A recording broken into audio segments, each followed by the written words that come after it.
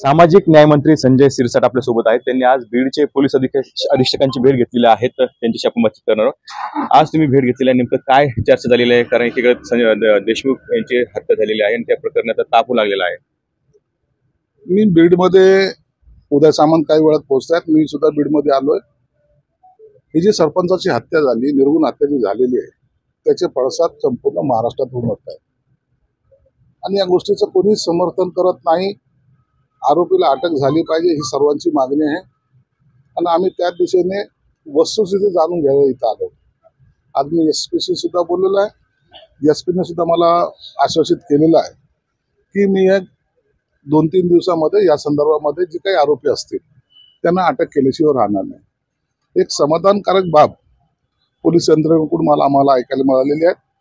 त्यांच्या ज्या काही टीम्स आहेत त्या टीम्स आरोपीच्या मार्गावर आहेत।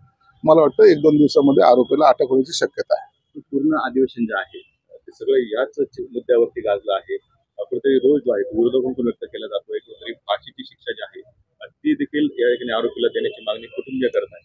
हे बघा, आरोपीचा खून झालेला आहे। खून झाला याचा अर्थ 302 हे कलम लागणारच, त्याच्याबद्दल नो डाऊट। आणि मग त्याच्या समोरचे सगळं जे काही पुरावे जमा करायचं काम जे काही पोलीस यंत्रणेचं आहे ते सर्व ते करतायत आणि जर पुरावे सर्व जमा झाले तर आरोपीला ही फाशी शिक्षा ही 100% होणार आहे।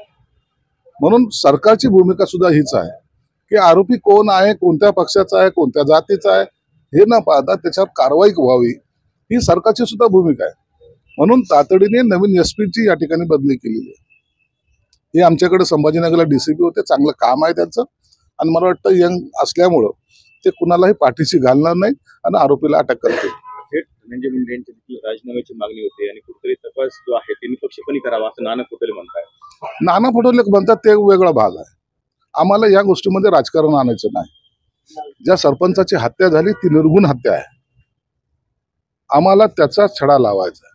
आम्हाला ते आरोपी मग त्याच्यामध्ये कोणीही असला तरी तो जेलमध्ये गेला पाहिजे ही सरकारची भूमिका आहे। परभणीला देखील राहुल गांधी भेट घेणार आहे सर्वोच्च कुटुंबाची। कुठेतरी राजकीय वातावरण जे आहे ते तापवण्याचा प्रयत्न आहे। हे काँग्रेसवाले भेटी जे घेत आहेत ना, हे फक्त असं दाखवायचा प्रयत्न आहे त्यांचा। परभणीला जातील, काय तिथं 10 मिनिटं थांबतील, पुन्हा त्यांना राज्यघटनेचा अपमान केला, घटनेला हे लोक मानत नाही, त्यांनी असं केलं, त्यांनी तसं केलं। आपली राजकीय पोळी भाजण्यासाठी ते तिथे चाललेले आहेत। त्यांना काही देणं घेणं नाही त्या लोकांशी, सहानुभूती वगैरे बिलकुल नाही। फक्त राजकीय स्टंटबाजी करण्यासाठी राहुल गांधी तिथे जात आहेत आणि त्याचा तेवढाच उद्देश होता, ते सफल करतात। शेवटचा प्रश्न, मंत्री छगन भुजबळ हे मंत्रिपद मिळालं नाही त्यामुळे नाराज होते कुठेतरी। आज त्यांनी देवेंद्र फडणवीस यांची भेट घेतलेली आहे, त्याचा भुजबळ हे मोठे नेते आहेत। त्यांनी आणि देवेंद्र फडणवीस साहेबांची भेट घेतली, निश्चित त्यांच्यामध्ये काही संवाद झाला असावा। सहज जाऊन चहा प्यायला गेलेले नाही तर ती राजकीय भेटच आहे। त्याच्यातून काय निष्पन्न होईल ते तुम्हाला आज उद्या कळेलच, परंतु निश्चित काहीतरी घडतंय एवढं मात्र निश्चित आहे।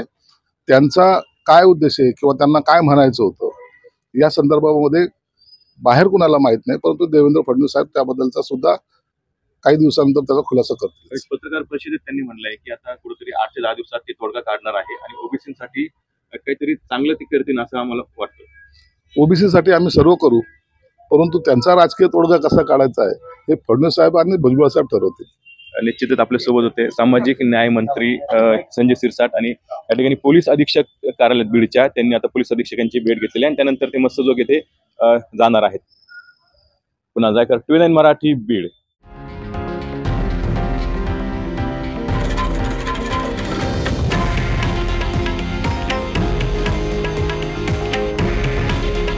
हे आहे देशातील नंबर 1 न्यूज नेटवर्क आणि आपण पाहत आहात TV9 मराठी।